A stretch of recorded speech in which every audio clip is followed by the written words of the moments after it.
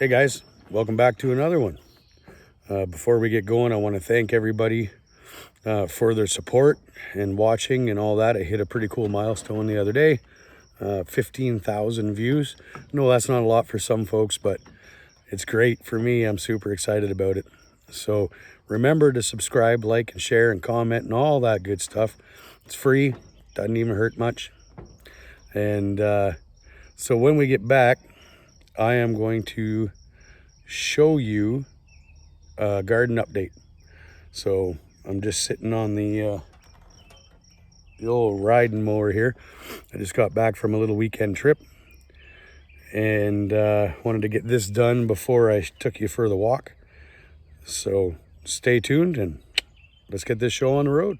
Okay guys, we're going to start at the front of the house, and the reason why I'm doing that is I wanted to show you what Mrs. Tubby did with the tomatoes this year. She put them around the front yard and around the side yard where it was easier for her to look after. We usually put them in buckets. We didn't.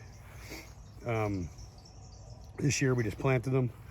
You see another one there, a couple more there. So what we do have in containers are chives and green onions. So the cool thing about that is some of those are ready to pick. So as you pick them, you just put new bulbs in and you have a constant supply of green onions.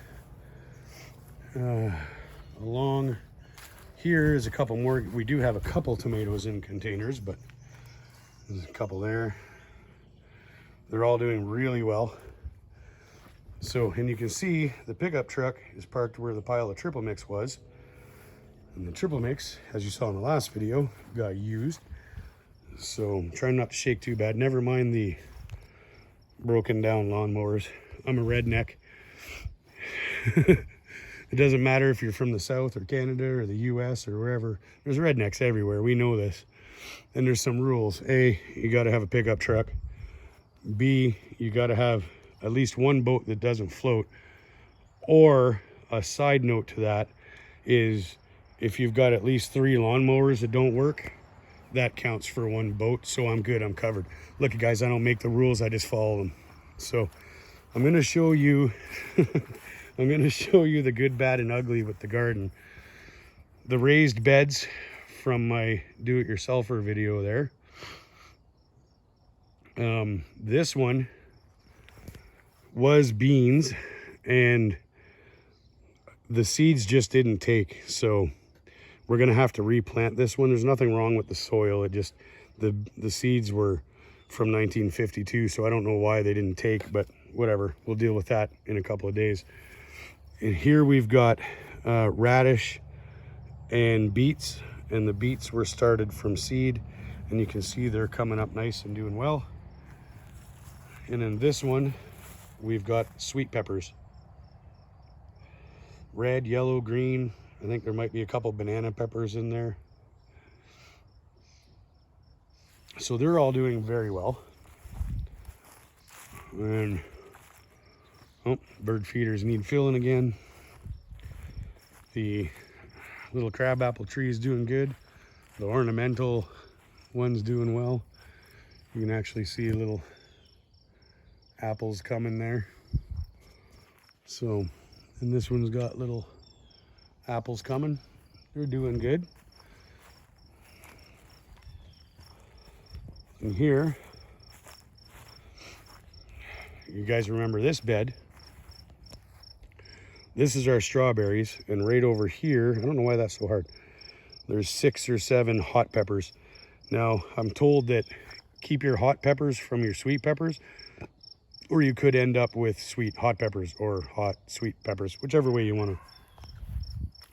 But our strawberries are doing well. If I can get my finger out of the way. We've got some berries coming. And these stones I wanted to tell you about. It's kind of a neat little trick, guys. You take those stones, paint them up to look like strawberries, and you put them out before the berries start. And the birds will come along and peck away at those stones thinking they're berries, and then get discouraged and leave it alone. And then when the berries come, you don't have as much damage from birds like robins and stuff like that eating your berry patch. A little tip for you. And it does work. So our little plum trees are doing good. Oh my gosh. I'm gonna hold the camera with this hand. So in here we've got some squash, and you can see the marigolds the wife bought. They're scattered all over the place.